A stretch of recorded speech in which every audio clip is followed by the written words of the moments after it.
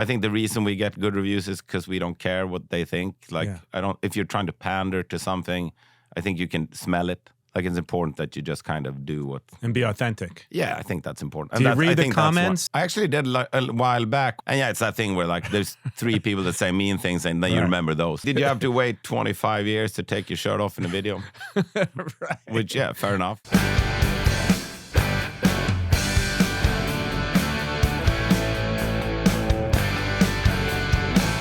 Welcoming to Spin Magazine's lip service, what people consider and Spin Magazine calls the best live band in the world. Pelle from the Hives. How are you? Pretty good. Some early morning praise for me. Feels good. Yeah, it's funny. We were just chatting about Sweden and Finland and bands that are from there, and you're playing you're playing tomorrow night. You just announced the tour, the new record. It's great to have you here. I have to tell you before we start, I saw you play at Brooklyn Steel the night that we did the show last time, and it goes down in history to me as one of the top 5 shows I've ever seen in my life. Thank you so much. So yeah, it was incredible. I tell everyone and their mother about the show, and I don't know, I guess maybe I'd seen the band before, but there was something about that Brooklyn Steel show that just did it for me. I don't know if you felt great at that show. I always feel great. I mean, like it was a special show. Was it a special show for you, I guess? No, I don't think of it as that, at least, but I mean, it was a great time, to be sure. But I mean, and tomorrow's a free show. Yeah. But it might be like 2 degrees and raining. So I mean, you never know. Tomorrow's for record store day. Yeah, exactly. And I mean, it is raining and really cold now, so we'll see if it picks up or not. I know. Welcome to summer in New York. We're not there yet, but it's interesting, Pelle. Like, ticket prices are so high now for bands. Do you have any thoughts on like ticket scalpers? And like, at the end of the day, I was watching something recently where they said the tickets are $70. The band walks away with like $10, right? And it's crazy because scalpers are getting like half the money these days, and it's hard for like the public to get tickets to shows sometimes. Yeah, and it's also like a million different middlemen who take fees. Exactly. So even before the scalpers, it's what feels like scalping to us. Yeah, right. But I mean, I don't really know how to solve it. I think because because like the kind of record side of it sort of collapsed. Like you can't really sustain a band on selling records or streaming. So everybody goes into touring, and there's no band that ever existed that's not touring at the moment. Right. It's like you got Black Sabbath and Fleetwood Mac and Black Flag. Some version of every band is like constantly touring, which means that there's a lot of pressures on like just getting venues. Like it's hard to even book a tour because there's like so many people doing it. And the scalping thing, I don't really know what to do about that because everything sells out so fast. Yeah. And then like you have no control of the tickets for months and they change hands and it's more and less expensive or whatever. Sometimes there's bands touring with no original members. Yeah. And sometimes there's like, I think that at a certain time there was 2 Animals on tour at the same time. And probably none of them had any original, like when does it become a tribute band? Right, sure. But I think that there was a weird thing that happened with like bigger shows, like stadium shows, where American families would like fly to Sweden to see Beyonce and be on holiday in Sweden for like a week. And that was cheaper than just getting Beyonce tickets in the States. Because there was like that like dynamic pricing, and that didn't really exist in Europe. So, and Taylor Swift, like whenever there's a big artist like Bruce Springsteen, Taylor Swift, you just see Americans all over the city who like flew over to see it because that's cheaper. Like it's crazy that it's cheaper. Ridiculous. Yeah, it's cheaper. They have to go all the way to Sweden to get a cheaper ticket. That's insane. And that's maybe even before scalping. That's just because the tickets are like $10,000 or whatever. Yeah, and many years ago, as you remember, like Pearl Jam tried to take on the system and it didn't work. But you know, it is tricky. But it's funny because at a certain point, I think it was maybe a year ago, you put out this thing where you're going to like franchise the Hives. Yeah. And I actually was in a band many years ago where we did that. I was in a band, I don't know if you've ever heard of this band called Steel Panther. But so I played in this band, but before we were Steel Panther, we were a disco band called the Boogie Nights. Okay. And the manager had like 15 or 16 versions of the band that he would like franchise. We were like rock guys trying to make a living playing disco, ironically enough. But the franchising thing with the Hives, how's it going? Because you are a band that could do that. I mean, it's kind of, tongue-in-cheek, but not really. It's also, I mean, it kind of was because people are always complaining, like, why are you not playing my town of Sauget, Illinois, or whatever. Like every comment online is just, why are you not playing right next to my house for free? In my house. Yeah, in my house. And I'm like, well, we traveled for like 45 hours. Maybe you should go like 1 hour south and see us in St. Louis or whatever. But the franchise thing came about because like we want the Hives to be playing everywhere all the time. Right. And that was kind of our only way of doing it. Well, we were like joking that we would have one Hives in each continent. But it was kind of great, like, because it was already happening, and we kind of just decided to support the initiative. Because some people are like bummed out about tribute band, but we just thought it was so funny that then on our UK tour, we booked like a different tribute band to play like the after party in every city. Oh, that's cool. So you got like more Hives, and the best one was one with like a 9-year-old singing. Amazing. It was there was most like me. It's funny because sometimes bands actually will take a member. Someone leaves and they'll take a member of that tribute band to replace them because they know the song. Yeah, what's that movie? Rockstar? Yeah, isn't that what that's about? Yeah, like, it's based on like Judas Priest and and wasn't like Journey. There was like was he Filipino or Malaysian or something? Yeah. And he was like a karaoke champion who did Journey songs, and they just like, yeah, you got the job. It's pretty cute story. Yeah, it is. So it's amazing. You have this new record, which is great. I was just talking to you about it. That just came out. You kind of, when the last record came out, I feel like you already had this record in the can, or you had the songs because it happened so quickly. Yeah, we were pretending we didn't because we needed the full focus on that record, but we kind of had half of this. And kind of knew we were gonna have momentum for the first time in our career or whatever it is, because we always like put out a record, tour for 3 years, then like collapse and forget who we are for a year, and then try to start back up again. So it's better now. This time it's just like straight from touring into the studio, record a record, and you got to think maybe it'll make a difference. We'll see. What about Randy Fitzpatrick? Did you find him? No. Fitzsimmons? Fitzsimmons, yeah, exactly. Randy Fitzsimmons. Well, he's dead since last album. But I know you were kind of searching for him. He disappeared for a second. We have like we got the songs, like some of the songs already existed, like were like kind of older Randy Fitzsimmons songs, and some of them came to us in a crate from the Belgian village Hives, which I think is kind of like a joke on us. Maybe he's out there writing songs for us and sending them to us, but that it was sent from there is like, I don't think that's where they originated. Yeah. But it's kind of a mess. There's several Fitzsimmons now. There are. We noticed. We tried to like register the songs. There's a lot of claims on them from several Fitzsimmons. Well, it's a great record. I want to get into. Just before then, I want to touch base. I mean, we lost David Johansen not long ago. We lost Clem Burke. A lot of the legends we're losing. The Dolls were such a big inspiration to so many bands. I assume watching you on stage, your persona, did he mean a lot to you? Yeah, but later. I mean, I didn't really know they existed. Like I liked the Ramones and stuff. I didn't know that there was like the Dolls, the precursor of the Dolls. Yeah. But yeah, I really liked them, and I never saw that much live footage or anything, but I really liked the records.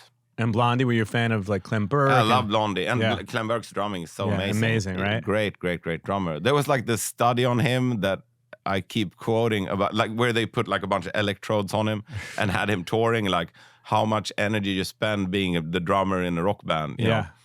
And it was ridiculous, like being an elite athlete, like a marathon runner or something. Definitely. And it's a shame. Such a cool dude. And so consistent, like full mod his entire life, it seems. He was incredible. I love that. Yeah. When you think about all those bands back in the day, was AC/DC really the band that influenced the Hives the most, would you say? It was the first time I was interested in rock music was AC/DC. So it was important for that. But then we kind of did other stuff, because that was when I was like 6, 7. And then I discovered punk at like 12, which was kind of the big bang. And not long after that, we kind of started the band. Because your dad was listening to AC/DC. No, he wasn't. He was listening to like freeform jazz, but a lot of blues though. Okay. He really liked like early rock and roll. He liked like Little Richard and Chuck Berry and like atonal jazz and I don't know, it's a weird musical upbringing, like African burial chants. He was very like specifically weird music taste. None of that which has crept into the Hives sound, really, if you think about it. Well, right? maybe some African burial chants. I mean, definitely like Little Richard's a huge influence. Yeah, no question. Well, it's a fantastic new record, like I said. Let's talk through the record, Forever, Forever. You work with Josh from Queens of the Stone Age on this record. I think you collaborated with him a bit. Yeah, a little bit. I mean, we recorded with him before at his studio and stuff. Years, like a decade ago or something, but he's just kind of a good friend, like my favorite person in rock, maybe. And one of the greats, for yeah, sure. Yeah, definitely. And I mean, he's such an awesome cheerleader. So I'd, call him and play him the music and like, what do you think? I was like, I'm not sure about this or that. And he'd just always think it was great. Do you actually write with him for this record, or is it more collaboration? No, he was very much just kind of as an advisor. We mostly worked with Pelle Gunnerfeldt, who recorded our first album. Yep. And Mike D from the Beastie Boys. Which is amazing. Which was really cool. But Josh was like, kind of on the phone being a cheerleader. But so we weren't ever in the studio with Josh on this record, which maybe I'm hoping that we can be soon. And I was just listening to something from LA because you were just there and playing the record for people where you were talking about the mixes on the record and the fact that the rock mixes versus the pop mixes. We were kind of trying to get it mixed because we were like, the last record's such a punk record. We wanted like, let's see if we can make like a more polished version like of a pop version of the Hives. Not necessarily pop, but we want to have pop structure kind of.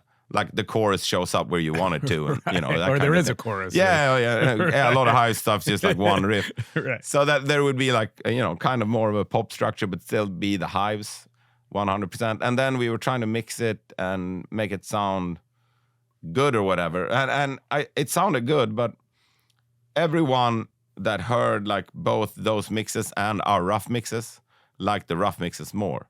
Even the record company, which is like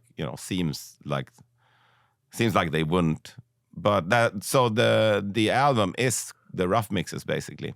Talk to me about Mike D. How'd you meet Mike D? I know that you're huge fans of the Beastie Boys, like everyone, right? Yeah. I mean, the Beastie Boys, like when we first started out, like that was our inspiration. Like that was the first cool sounding music that was modern, or like that we were really like Sabotage and like Heart Attack, man, like the Beastie Boys punk stuff. Yeah, because. That was the punk that we liked, and punk at the time didn't sound anything like that. It was really polished and kind of clear, and there were harmonies, and it sounded like maybe it was hard to do, like that kind of California punk. Whereas the stuff we liked was like Dead Boys and stuff, and the Beastie Boys were like closer to what we thought was real punk than most of the punk bands that were around. So that like the sound of that, like Sabotage and all that stuff, was really important to us. And then when we were going to make a record, and we toured with the Beastie Boys in 2004. In Australia. Amazing. Yeah, so amazing. And they were so cool to us.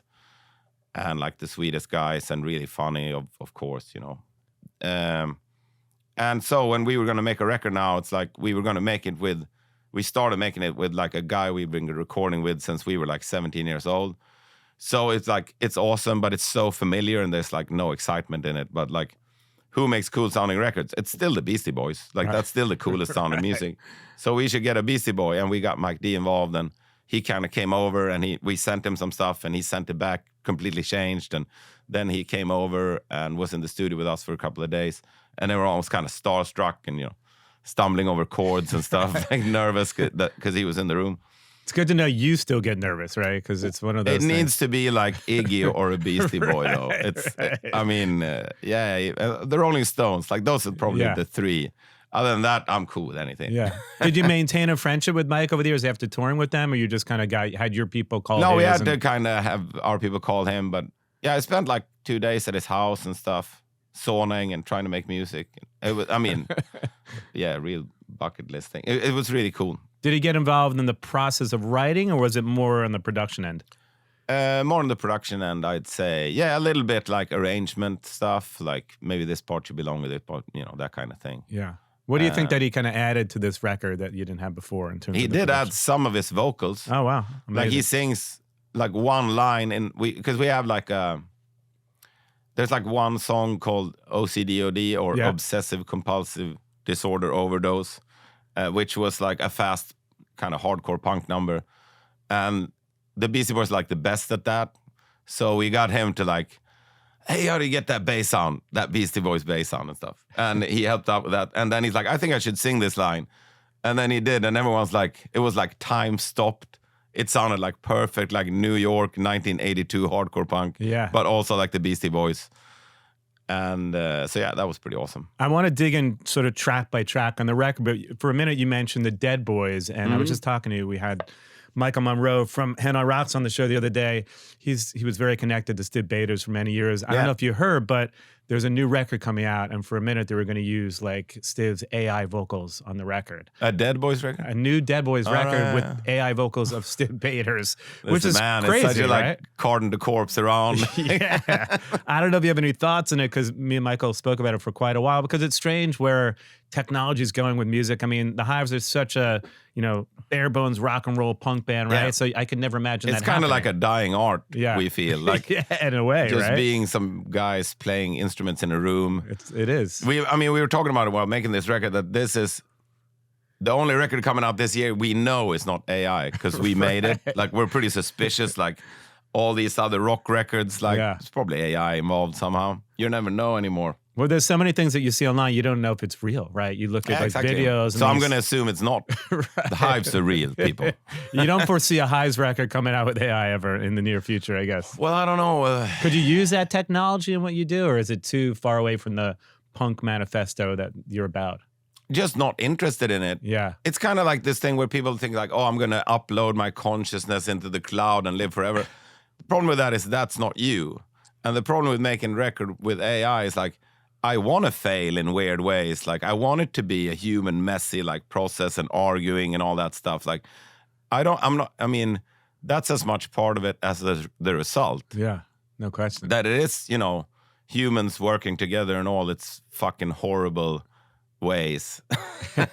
So I think I'm just not. That's not why I'm into it. Like, I'm not interested in doing that. I'm not interested in having AI write 15 Hives records and have them all come out at the same time. I want to make one that we're proud of. Yeah, but it's scary where technology is going with music. If you think about it, there's so many songs, I'm sure in the near future, that will be this hybrid that you won't know who created the song. Yeah, right? and I think also for certain uses of music, like if you think of music as like a utility thing, which the people at the streaming services do, where it's like, I saw some clip online where a guy who's like some AI company is like, it's so much better because most of the time people don't enjoy learning to play an instrument. Right. People don't enjoy learning how to record music. It's just really difficult. So now we've solved it. I'm like, it's like solving somebody playing golf. You don't have to play golf anymore. Well, I didn't in the first place either. It's just something I like to do. Yeah. Like, it's just so, I mean, there's going to be that like music everywhere that's going to be AI, and it's going to sound like some Britney Spears leftover or whatever. But that's not what we're doing here. Like, and it's not the stuff you like or, Definitely. When you were growing up, I mean, was there a scene in Sweden? Because obviously, I'm assuming a lot of bands just got together in their house, like we spoke about. Yeah. It's a dying art form, but a lot of bands just old school, right? Got in the room and started playing. But was there this scene of music that was sort of bubbling under, like Swedish rock bands that you felt very much a part of? It wasn't rock, but there was a scene we were a part of, but it was kind of like mostly metal and hardcore punk bands and stuff. Like those, and a lot of death metal from that part of the world. There was a lot of death metal. There was a lot of like really heavy hardcore music, and there was like kind of that modern, California style punk, like the Bad Religion style punk. Yeah. There was a lot of that, and that was like the bands we played with. So there'd be a show where like, and there'd be like a heavy metal hardcore band and like a California style punk band, and then we'd play somewhere in the middle. Like, where do we fit? And there'd be like a death metal band. Right. And all this stuff was kind of connected because there's so few people that, like, if you were into any music that was kind of out of the mainstream, like all those bands would kind of play together. So we'd play with, Refused early on, sure. who then went on to become legends. Yeah. And we played with like death metal bands and stuff. Like, it was just like whatever gig we could get. And we really, like, that. Those were the people we connected. But there wasn't much of a rock scene until slightly later when, the Helicopters. Yeah, of course. Like, when Nick Anderson switched from death metal to, like, garage rock and roll or whatever it was, there was, like, a huge entourage of kids that followed every move he did and started, like, garage rock A bands. movement, yeah. And then there was like a scene, but we weren't really from that thing. Did you ever get into that death metal scene? It gets dark in Norway. A lot of those bands, where those guys that like burned churches and killed each other. But it got pretty dark there for a while. Yeah. Did you ever get into that death metal scene that was happening in that region? I liked some of the music, but I wasn't like a death metal person really. But I was into when I was really young. Like the first show I went to was the German thrash metal band Creator. Yeah. And like a Swedish doom metal band called Candlemass. That was your first show ever? Yeah, I was like 11. I forced my dad to take me to it.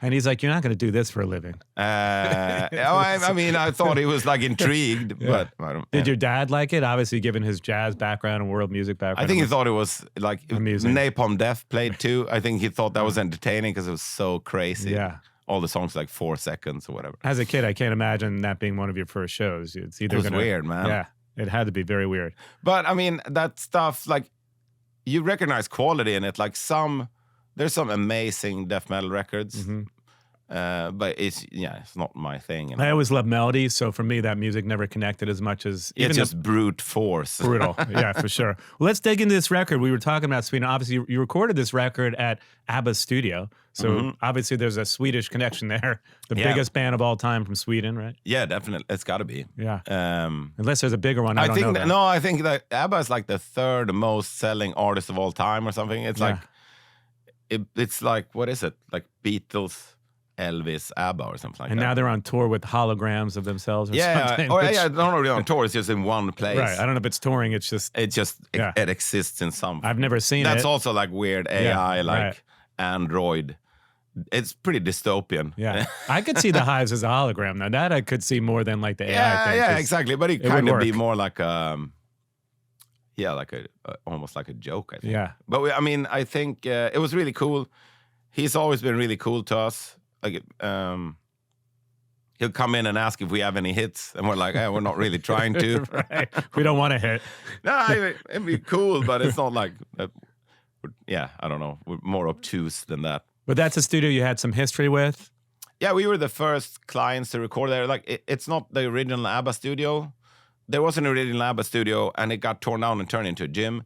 But Dave Grohl got the plan, so his studio is like an exact copy of that. Wow. That room or whatever.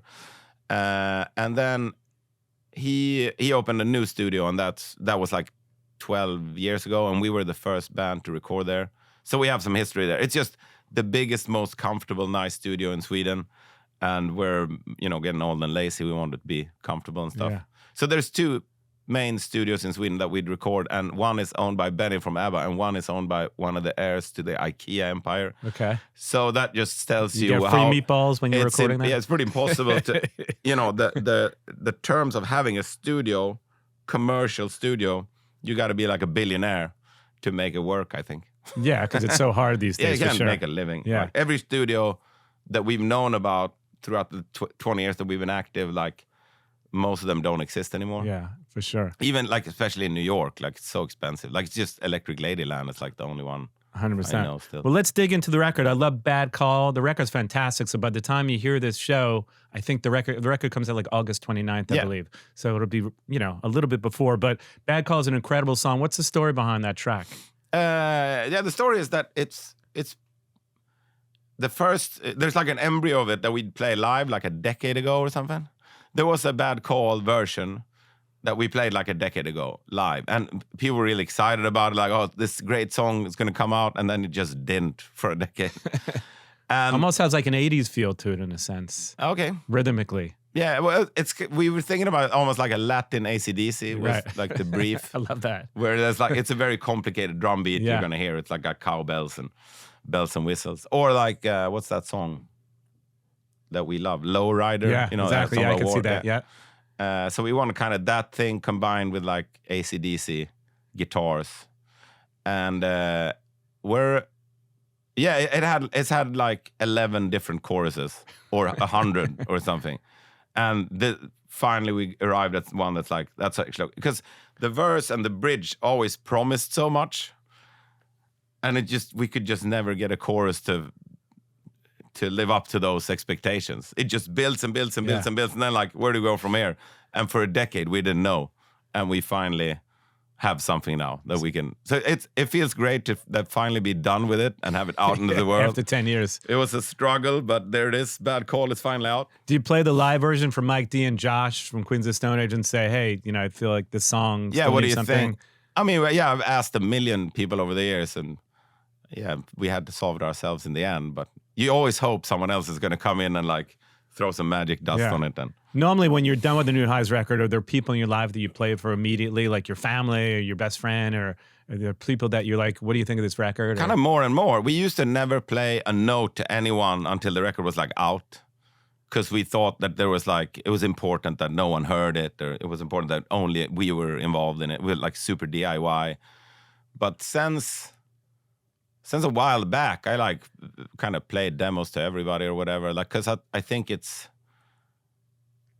not so much what they say about it, but how we feel playing the music to other people. Yeah. Like, you notice you start talking over certain parts, like that part's probably not that good. Right. You're like, oh, it's like, this is going to be different. And then you realize you have to change it. So it's pretty, I saw a documentary once about a guy that made classical music, and he had like a mentor who was 30 years older, and the mentor came in and sat down next to him. He'd been working on a piece of music for like 6 months, and he just pressed play, and then he started crying because he's like, oh, it's not done. Like 4 seconds in, he's like, oh, fuck. The whole thing is terrible. And he had to like redo it. And that's kind of, I'm trying to avoid that by playing it to people all the time. So even, yeah, these demos, a lot of people have heard the demos. But even the way that people consume music these days is so interesting, right? It's in like 10-second increments. So you're right. I guess you could play the song, and in 10 seconds, if someone's talking over the bridge, you're like, we need to readjust that. Yeah, right? maybe that's not. Yeah. You want people to be like nailed to the seat the whole time. Talk to me about Legalized Living, another one of my favorite tracks on the record. I don't know the meaning of Legalized Living, but I'm sure there's a deeper Hives meaning behind that track. Yeah. Well, it's a lot of rules, you know? Yeah. A lot of rules and regulations, and you're not allowed to do this, you're not allowed to do that, you know? So I guess it's sort of about freedom in a way. Legalized living, you know, like it's not allowed to live or breathe anymore. Do you feel like we're in too PC a culture right now where everything has to be, you know, approved and you can't really speak your mind in a sense? I think what sums up my view on like the current kind of culture of the debate climate of 2025 is the first line of Enough is Enough, which is everyone's a little fucking bitch. Yeah. Like it's like, oh, these two sides are arguing and they're both fucking wrong. Yeah. That's how I feel. It's so interesting because when I have these iconic guys on the show from like the 80s and you, I always have to go back and almost like edit it because I'm like, I don't know how culture is going to take these things, right? But a lot of times now you just wonder and you worry that people are not going to accept the way, you know, back in the day, people just say what they mean and say what they thought. And now you kind of have to do a little bit of self-editing if you don't want to offend people, right? So, well, I think, I mean, it's good if people could be a little offended sometimes. Right. Like that's just part of life, I think. But I mean, I probably come from it more from like a pretty, like, you know, growing up with the dudes in Refused and stuff. I'm pretty much towards the woke side of things. Yeah. But I still feel like, yeah, it's pretty, people take offense too easily. And being in a punk band, or rock and roll band's kind of your job to offend people, I think. I'll send the clips to my producer Marissa and other people, and I'll say, "Hey, does this offend you?"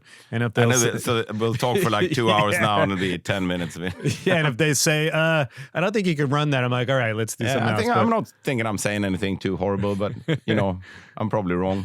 What about your boxing debut? Enough is Enough. It's a great video. It just came out. If you haven't seen it, check it out on YouTube. There's Pelle in the ring. Yeah, it's me in the ring. We were trying to make a different video for a long time, and that kind of fell through. And then with the director we like, who's, you know, and then this, we have a reliable friend, and we just, you know, he's like, oh, I heard the song. What do you think about boxing? And then it kind of built from there. And then the only thing I was interested in was like, I don't want to be like one of these like Rocky, you know, get up on 8 and you know, win against all odds. I want to be like the boxer you don't like. Yeah. Like hit the referee and punch people in the crown, the face and stuff. Just thought that was more entertaining. Well, the record's already getting a lot of critical acclaim. New York Times loved the single Enough is Enough. Is it important to you that the critics love the music, or you're a band that doesn't really care what people say about the record? Because ultimately, you know, you love it. It's a great record. Yeah, I mean, oh, thank you, first and foremost. I mean, we spent a lot of time and energy making it. Of course, we want people to like it, Yeah. but we've kind of hadn't had a bad review in 20 years. Right. So I don't even really know what that's like. Yeah. I mean, of course, there's going to be people that hate you, but that's Well, there's also always haters part of online. it. But no, I think I mean, of course, it feels good. We spend a lot of energy making it, and people like it, and that feels good. You know, not immune to that, but I'm not sure it's important. I think the reason we get good reviews is because we don't care what they think. Like, if you're trying to pander to something, I think you can smell it. Like, it's important that you just kind of do what... And be authentic. Yeah, I think that's important. Do you read the comments? So because sometimes I read these comments on YouTube, and 90% is great, and there's always like haters out there. But do you read comments? I actually did a while back. I saw the video showed up on YouTube, and I'm like, oh, I guess I'll see what people think of it. And yeah, it's that thing where like there's 3 people that say mean things, and then you remember those. Right. Did you have to wait 25 years to take your shirt off in a video? Right. Which, yeah, fair enough. In a way, though, you were mentioning this record was almost like a secret. Was it hard to like knew you had this record, but you didn't want to put it out right away because you had to, there was a momentum from the last record. But was it hard to sit on it when you knew you had this other great record sort of ready to go? It wasn't really hard. It was just great to know, like this is going great here, and then we have this in our back pocket, kind of like a 1-2 punch, which was... It was a pretty cool feeling. I wasn't like... been sitting on it for a while, so it didn't really, I knew it was going to happen, which felt great. Are there certain songs on this record that you're really psyched to play live? Because as you mentioned, you're playing tomorrow night. There's a few that you probably have been playing for a while, like you mentioned, right? It's just 2. Like, there's Bad Call and Paint a Picture we played before. I mean... the old Hives would probably have lied about it and say, no, we haven't, because that was more better narrative. But then there's like YouTube and stuff, so you can see it. But so those are the 2 we played live. There's a bunch of them I'm really excited to play, but we haven't started playing much from it yet. Like, we want more of it to be out kind of before we start playing we kind of haven't learned all of them either. Like, we knew how to play them when we were in the studio, probably forgot now. So. Is it because you just announced the tour and tickets just go on sale? I think they just went on sale recently, like April 11th. Yeah, like kind of today or something. Are the audiences different for you when you play in the States versus Europe versus you're playing in Japan or wherever you're playing? Do you feel a difference? I think there's like spots where the crowd is better. Yeah. Because Japan is weird. They don't really. They sort of clap and they're very quiet, like in between songs. Yeah, that's changed a lot though. Where it used to be like really. Kind of like it was, they were quietly listening to what you had to say, even though they didn't understand. They're like really polite, and they clean up everything. Like, they take their beer glasses and put it to the side and stuff. But it's recently gotten more kind of like normalized, more like it is in the rest of the world. I mean, the South American, Latin American audience are like way more energetic and enthusiastic. Sometimes British audiences can be amazing. Or like Scottish audiences, particularly German audiences, can be great. It's a bit South more American. In Mexico, you're huge. I mean, you go to Mexico, it's sort of like the Beatles there, right? That's like where we're the biggest, which is such a cool place to be popular. Yeah, and because you just played there not long ago, and it was how many people was it? It was something crazy. And then it was like 20,000 people or something. Incredible. Which is it's pretty cool to be a band for 30 years and be on like an upward trajectory. It's crazy. But I mean, and traditionally, Swedish audience has been pretty lame. And maybe like... Well, maybe because it's your hometown, they feel weird. Yeah, it's a bit like, like people say about New York and LA audiences, like they've seen it all. They just kind of standing there and like impress me. Right. But lately even Sweden has been really great. Last time we played New York was King's Theater. That was a good crowd. I was at that show too. Yeah, that was good. But the command you have of the audience is incredible. I was mentioning the Brooklyn Steel Show. You part the audience. I mean, it's hard. If you haven't seen it before, you have to see a Hive show. Go see it. Everyone go see it. Is there things that you did on this record that you tried differently in terms of the production or even the songwriting that you hadn't really tried before? Because you mentioned, Mike D did the record. You mentioned Josh's involvement. Yeah, definitely. I mean, the idea of just having kind of more traditional song structures, trying to have it be a chorus. Right. Stuff that seemed really fun to do. And I think we really spent a lot of time on every song. So it's like we've done our best on it. And I mean, do you we record always live? kind of do you get in a room and record live? Is it old school like that? It's a lot of like the way we do it, or the way it's always worked for us, is like it's like years of changing little details in the song, and or years, I don't know, months at least, of changing every little detail, trying it different, 100 different wrong ways before finding the right one. But after that, we're happy with all the transitions and stuff. We just kind of stand in the room and play, and that's 90% of what you hear on the record. Do you feel like is it interesting for you that you're sort of influencing this next generation of bands? Like Bad Nerves is a band that I love. Yeah, they're They great. were on tour with you guys. Is it cool for you to see that you're influencing this next generation? Because as you mentioned, rock is almost like a dying art form in a way, but you definitely can hear your influence on bands like Bad Nerves when you hear some of these new bands coming out. Is it cool to know that you're influencing a whole new generation of like punk bands and rock bands in a sense? Yes. Other bands that you definitely feel like it's kind of like if you... It's pretty great. Like if you like, we talked about the Dolls and like whatever we talked about, which is like such an influential band and so important and stuff. And they influence bands that then in turn influenced us. So that's kind of why we sound like the Dolls. It's not because we listen to them. And then, if Bad Nerves sound like the way they do because of us, like somehow that's traceable to the New York Dolls. And it's cool to be part of a lineage of like awesome rock and roll. Because we always felt like such outsiders. Like, we never felt like we really fit into the scene we were kind of born into, or the scene that we were lumped into with later. Like, I mean, we felt like a part of, Strokes and the White Stripes because they were friends, but not really sound-wise. So, like, we didn't, So, it's pretty cool to feel like an outsider, but still kind of influencing things that are happening. Yeah, are there new bands that excite you that are out there like Bad Nerves? Yeah, Bad Nerves is one of them. They're my favorite new band out there. Yeah, they're great. Yeah. Really, really great. Who else are you listening to? I like Viagra Boys. Yeah, great think band. They're great. I mean, there's Kneecap's pretty cool. I mean, there's I've been so focused on making this record. Yeah, you haven't been it's listening hard to for me to listen to music while we're making a record because it almost like you kind of it was a guy that I know that compared it to being a gynecologist. Like, you just see the parts, you don't see the whole, and right. kind of because you don't want to get horny. distracted. Right. I just hear like this bridge is too long, or what chord change is that? Like, I can't listen to music like a normal person. I can't wait now that the album's done to be back to listening to music with like a kind of a freer mind, I guess. But would it be surprising for people to know what you listen to when you're not listening to the Hives? I mean, do you listen to punk? Do you listen to rock? What is it that kind of... Yeah, my you don't listen to classical, right? It's not... I do, yeah, sure. It's like on at the house or whatever. Because I get so much rock and roll like on tour and stuff. And also I think for the same reason, like I'm listening with like the wrong part of my brain or whatever, like my standards for rock and roll are so high that only the best stuff gets through. Whereas, like, if I'm listening to hip-hop, I'm way more like, yeah, it sounds pretty good. But, like, with rock, I just kind of pick it apart and ruin it for myself. Rock is my favorite music, but my standards are so high that it's, like, hard for me to, like, okay, rock is almost, like, painful for me. Yeah. Well, tomorrow night, it's for Record Store Day. I still collect vinyl. I love vinyl. Yeah. Is there, like, a perfect record that Pelle has that it's, like, you could put it on start to finish, no skips, every song? Absolutely. I mean, and...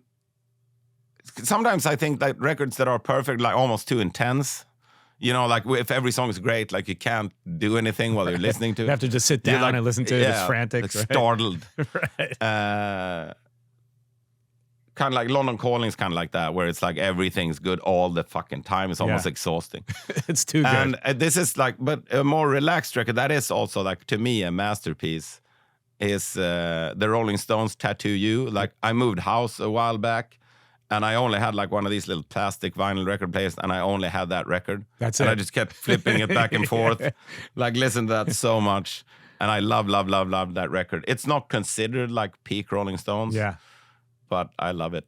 I have one of those record players where the needle doesn't automatically come up. So, all the time it stays on that last song for like 10 minutes until I get up. That's annoying. Yeah. But we had a friend who's like a crust punk, like super intense. And he glued the A side of Discharged Y album to his record player. He's like, that's all I'm ever going to listen to. You only need one record sometimes. You only need half of one record. So you have two perfect records. London Calling and Stones. Well, I've got several, I think. Actually, The Saints, Eternally Yours, the second Saints album, Australian punk band. Yeah. That's probably, to me, better than both of those records. A lot of people don't know the Saints, but they were so instrumental part of the punk movement. I think, because they were in Australia, like they were early, like they started in like probably 74, 75, so kind of predated punk even. I think at least, but this is like their second album where they kind of already left punk and there's like horns on it and stuff.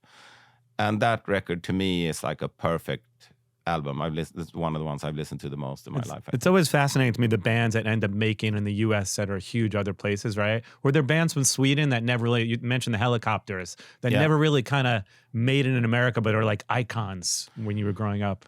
The Helicopters, definitely. His other band, Entombed, which was like a death metal band with icons. Refused were an iconic band, like a big, to the hardcore movement, like definitely the biggest.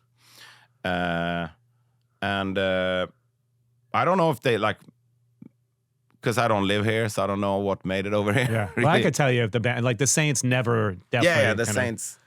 There's probably a bunch of European like rock and punk bands that. And the Helicopters were huge, again, where you mentioned, but they never really kind of made it here. But yeah, it's always fascinating to me who kind of comes across the pond and breaks through. But with the Hives, we want world domination and the franchise. So pretty soon they'll be in your living room. Yeah, you could form your own Hives. We will send you outfits and drumsticks and stuff. Who is the best Hives cover band? Because you mentioned the one with the 9-year-old singer. What are they called? I think the most active one is a band called Beehives. Okay.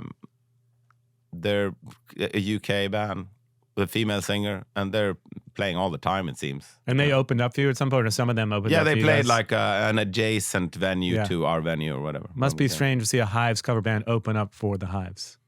Yeah, we wouldn't do that because that's too we want to play the songs first, so we'll have them at the after party somewhere else or something. That's very cool. We do these top 5 things at the end of the show. Really fun. We've done them before. I wanted to ask you your top 5 siblings in rock. Your brother's in your band. He was supposed to be here. He got sick today. But I'm sure there's 5 siblings in rock and roll or other genres that you love. All right, yeah. Starting with number 5. The number 5. Okay, so we got to do them in reverse order. Number 5, I think, maybe the Kinks brothers. Famously, like underrated band, all such the a great time. band, yeah. Yeah, for a long time when I was a kid, I kind of only liked like the first 3 singles, at Waterloo Sunset, great song, but that's when they left like the rock to me, and it kind of became all this. I have a problem with like this UK thing that I think of as Tivoli music, and the Beatles did it, and the Kinks did it, and the Who did it, where it's like, and it's all like lyrics. It sounds like there's balloons and there's like oompa orchestra. Yeah, and there's like the songs are always about like everyday life in Britain, and I fucking hate that stuff. But that's the early stuff. I'm walking down the street and the man is eating a sandwich. I fucking hate that. But the early stuff where it was like you really got me, and that's like the best rock and roll that was ever made, kind of. So it was weird to me that they just like, and the Who kind of did the same thing, like. Yeah. 3 great songs and then like immediate detour into something else. We're not going to hear a Hives record where you talk about daily Swedish life. No, trying to avoid it. Daily life, that's a problem we all share. We don't need to talk about it in art. Like, let's have the art be about something else. Like, I think it's kind of like maybe like it's like a working class thing too, where you have life you want to escape from with rock and roll. Yeah. You don't want to it just feels like you're kind of a posh cunt. Like you're like some rich person singing about the working class or something. Yeah, like you're exotic or something. If you're from there, you just want to have a beer and relax. And okay, that's number 5 then. Yeah, number 4. Man, I'm talking a lot today. It's like coffee, I think. It's great. 4, because I know less about them, but that's like my favorite band with brothers in it, like the Sonics, the Paraipa brothers from the Sonics. There's a great documentary that just came out about the Sonics. I haven't seen it. It's great. Yeah. Have Love Will Travel. More people need to know about the Sonics. Yeah, I've tried my best throughout the years. Like the Kinks and the Sonics, like musically, probably some of my favorite rock and roll, and was really important to the Hives. Like where it wasn't quite like 70s punk, it wasn't quite 50s rock. It was like in the middle, and it was kind of both in a weird way. Talk about unsung heroes that influenced so many artists, but people don't really know about them. Yeah, I think they were kind of like the Helicopters. Like they were huge in one part, like. Yeah. In Pacific Northwest, like around Seattle or something. Yeah. But yeah, that's like so important to us, I think, and you can probably tell. Yeah. You ever cover a Sonic song? I don't think we need to. Because It already sounds like them. Yeah, it's true. Because I could see that being a great, Have Love Will Travel would be a great. I used to cover them in a band I was in many years ago, but such a great track. Yeah. Yeah, maybe we just wrote a song that sounds like it. Right. A lot of the records, for sure. Number 3 for you. Number 3, I don't know if I can get it up to 5. I'm going to go with the Gallagher brothers from Oasis, who like, the music's good and all that stuff. It's not exactly, it's all right. It's good. But them as personalities, I just find them endlessly entertaining. The attitude. It's incredible. Yeah, it's just very, very funny and witty guys. Like we were at some record store and there was a book of like just kind of quotes from the Gallagher brothers, and I think that's better than all their records. Yeah. Are you surprised? They took some time off.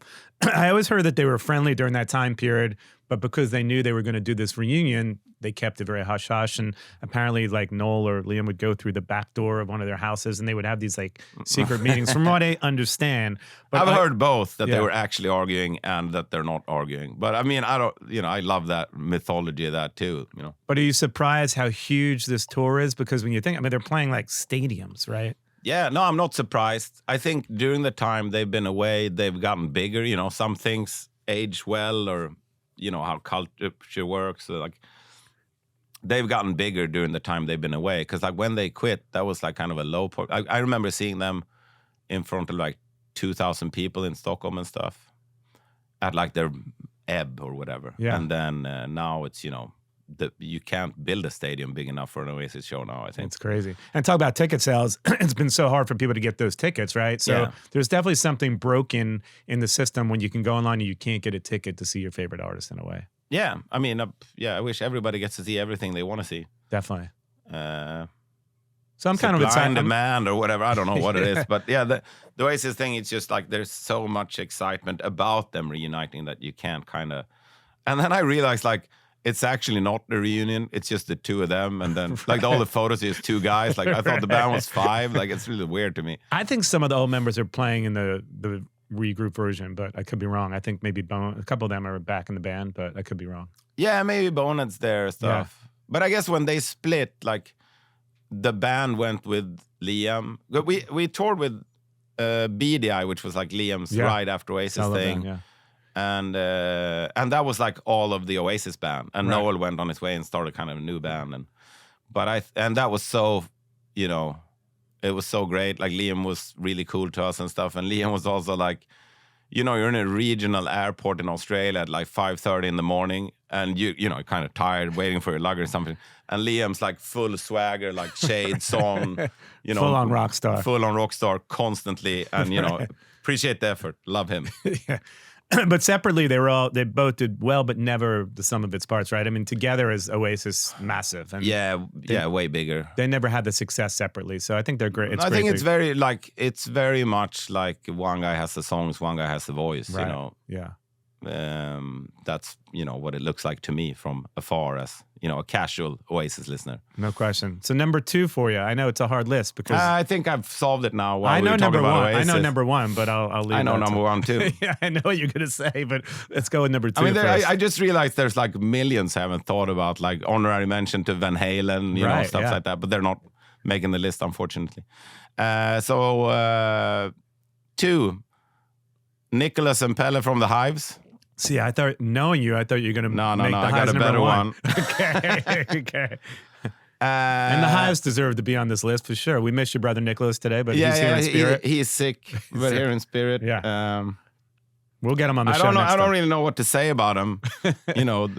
Obviously I'm too close to be really speaking about it as in a helicopter perspective, I suppose. Do you guys fight, you and your brother? Because you see all these, we were talking about the Gallagher brothers, but do you have like this relationship where you never fight? No, we fought all the time, fight all the time. I mean, we fight less now, where we used to fight about personal stuff, but we could work together kind of creatively.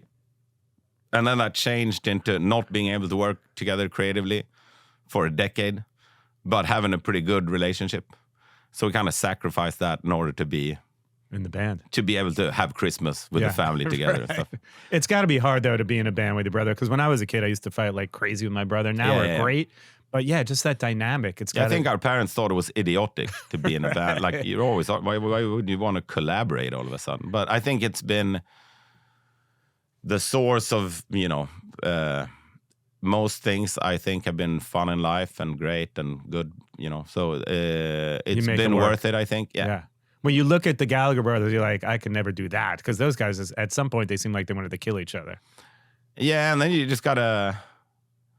Yeah, it's funny, man, how family can kind of get to you. Yeah, like, cause you'd assume they just like go separate ways. Like they're fine, but I think. But who knows behind closed doors? Like we said, maybe they're really tight. You never know. Yeah, I mean, I know what it's like to have a brother that you're in a band with, and it's fully possible to hate each other for a decade once in a while. Yeah. But thankfully, you made it work. You made 7 incredible records. So, and we're kind of at the peak of our powers 30 years in. That's how I feel. I mean, I seriously feel that way. And it's kind of a weird thing to say. But I also, a slow, steady upward trajectory. Whereas most people, I think, assume that the Hives like broke through and then collapsed. But it's kind of like this. We booked our biggest shows ever. It's going well. And I'm just going to reiterate, one of the best live shows I've ever seen in my life. And I've seen a lot of shows. I've been playing music for years. So I've heard people say that a lot, actually. I don't know. I don't want to say it myself because I don't have to. I could say it. Yeah, I don't have to say it. I mean, and the number one sibling band for you. It's got to be Malcolm and Angus from AC/DC. Great call. Yeah, the Kings. Well, also maybe your biggest influence musically. Well, our first influence. Your first influence. But yeah, maybe not. I mean, it's hard to know what's the biggest. Like, there's so many. Like, maybe the Sonics are a bigger influence, maybe. But, I mean, AC/DC is just like... It's almost like it's so undeniably great. It's almost hard to be influenced by. And, people complain that it's like, it sounds the same all the time and stuff. But you'd sound the same all the time if you were AC/DC too. Like, if you had that, like, why would you ever want to do something else? And the songs are so great. I mean, when you see them now, do you think it's the same? I mean, obviously everyone gets older and it's harder to jump around in that schoolboy outfit at, I don't know how old Angus is, 70 Yeah, but he's still doing it. Still doing it. It's still great. But do you feel like it has the same vigor? Or do you feel like they have another 5 years in them? Or you feel like this should be I haven't seen them in a while. We've toured with them like 10 years ago, and that was great. Yeah. Like, they were great then. I mean, of course it's hard to do. It's also hard to sing that way for, as you age. Or like hard to do, period. Because for a while there, Brian Johnson had to bow out, and we were talking about Axl. He had to step in. He was. I actually raised my hand to like. I just kind of really wanted to audition. Like, that was my goal, but it didn't happen. But then I think that and also AC/DC like is the biggest rock band of all time, record sales wise. I think I saw some lists at some point, like a decade ago or whatever. Like, AC/DC sold more than these artists, and it's like Madonna. It's U2, like, they outsold everybody. Like, it's basically like maybe they're fourth. It's like Beatles, Elvis, ABBA, AC/DC or whatever. Michael Jackson, like, they're up in that. Yeah, like, stratosphere. Which is silly. Like, I mean, that's just like so much. Well, and it's because, like, being consistently great for 50 years will get you somewhere, I suppose. Definitely. What's your favorite AC/DC record if you had to pick one? Power Age. Power Age. I thought you were going to say Power Age. Yeah, that's my favorite. What was it about that record? Well, it's kind of like, it's really intense, and it's got like an awesome sound. I love all that. I love the later stuff too, and like the Bon Scott stuff, the earlier Bon Scott stuff. But Power Age is like kind of a sweet spot for me somehow, and I just like all the songs. People always ask this question: is there one band that has a replacement singer that's better than the original singer? It's a hard question. I mean, Brian Johnson, I think, did a great job when he came in, but it's hard to replace like Bon Scott. Yeah, right? It's different. Yeah. They're both great. And I think that's why it's like the most classically successful example, because they're both great. Yeah, it's very few bands that have been able to do that and go on to succeed. I mean, Journey, okay, we were talking about Journey, great singer, but it's not the same like when Steve Perry was in the band, obviously. I mean, I've never seen them with or without Steve Perry, so I wouldn't know, but I'm sure. Yeah, I see what you mean. Like, it is. It's hard. It's hard. Well, the singing is always like such a big part of their identity that it's gonna sound weird. Like, you it's gonna sound different if you switch drummers. It's the same drum kit but a different drummer. Right. It's gonna sound different, but a different in a way that most people can accept. Maybe Look at Nirvana Whereas the when Dave singer Grohl is came in the like- band. Yeah, I don't know what they sounded like before that. Really. It was very much garage rock. Yeah, and okay. it was just wasn't as big. It was huge. As soon as Dave got in the band, Yeah. the entire sound of the band changed. Well, he's like one of the best rock and roll drummers of all time. no question. So that'll change things. Yeah. Well, that's a great list. And last but not least, I want to ask your top 5 debut albums of all time. Oh wow.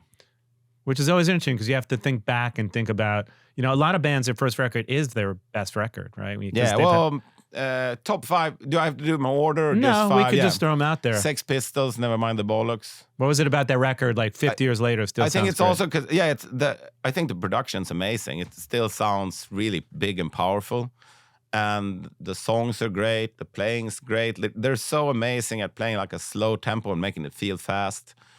I think that's a very underrated band because it's all that narrative of it being like a manufactured whatever. Yeah. Like that's just a great rock and roll band to me. And the fact that they only made that one record, kind It's of crazy when you think about it. They made one record. Yeah, and they're like legends, and I think that's such a cool. I mean, they're still playing, but Yeah. it like just come in, dip in, make an amazing album, and leave. It's kind of like, oh wow, you could do that. Why don't you do it again?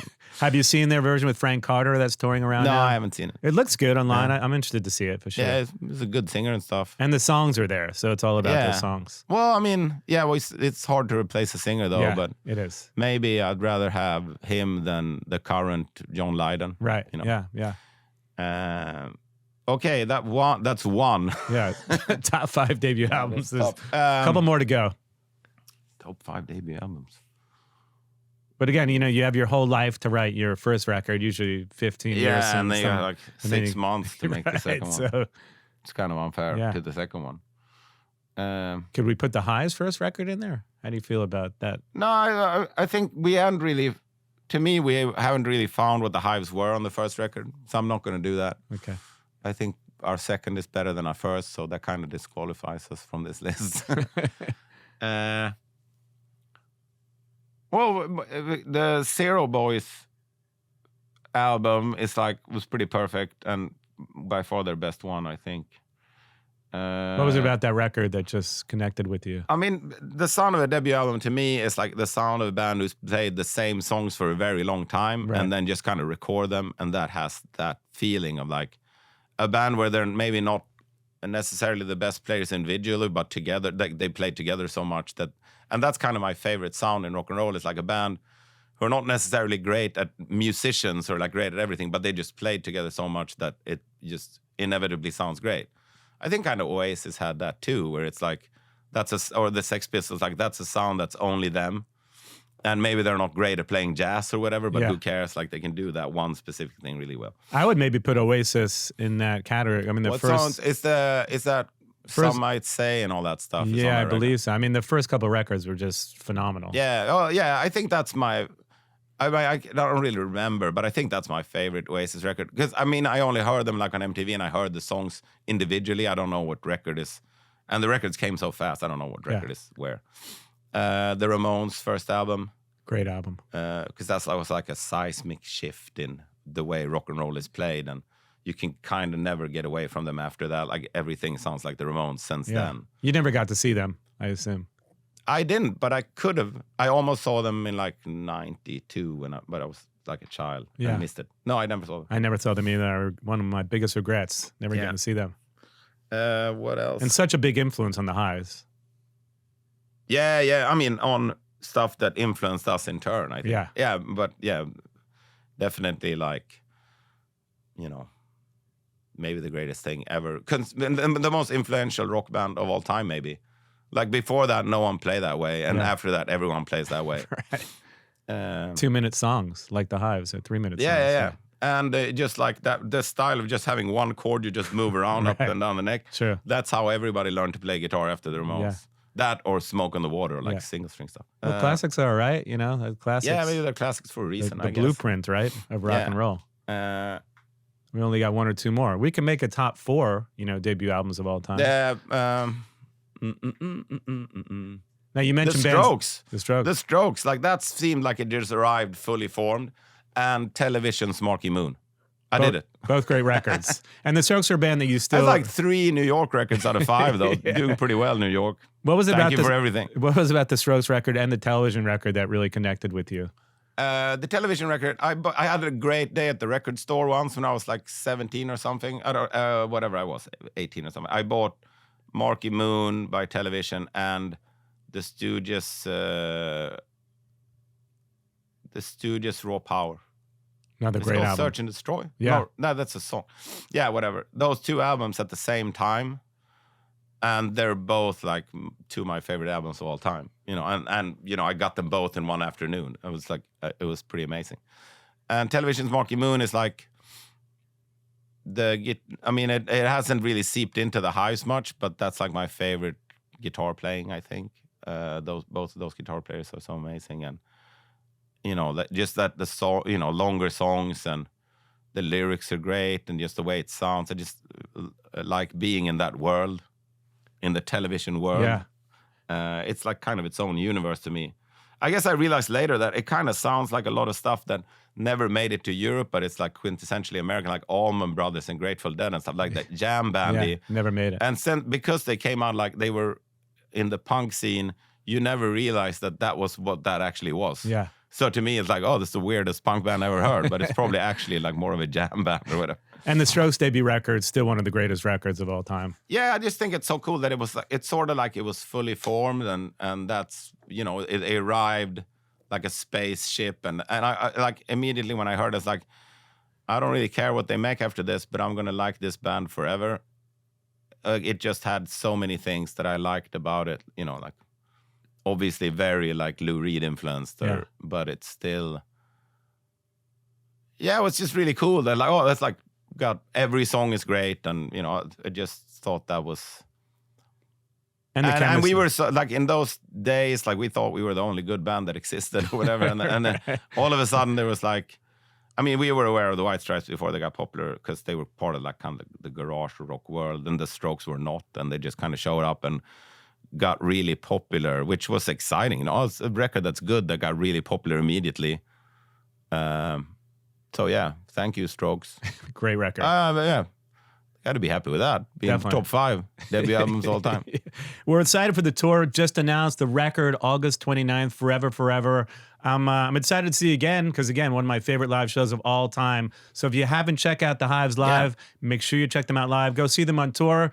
Pick up the new record, which I'm excited for the world to hear, which is a great album. Maybe I'll make another one, come back and talk to you again soon. It'd be great. It'd be great. Thanks for coming. I really appreciate it. And thanks for being on time, as always. Thank you.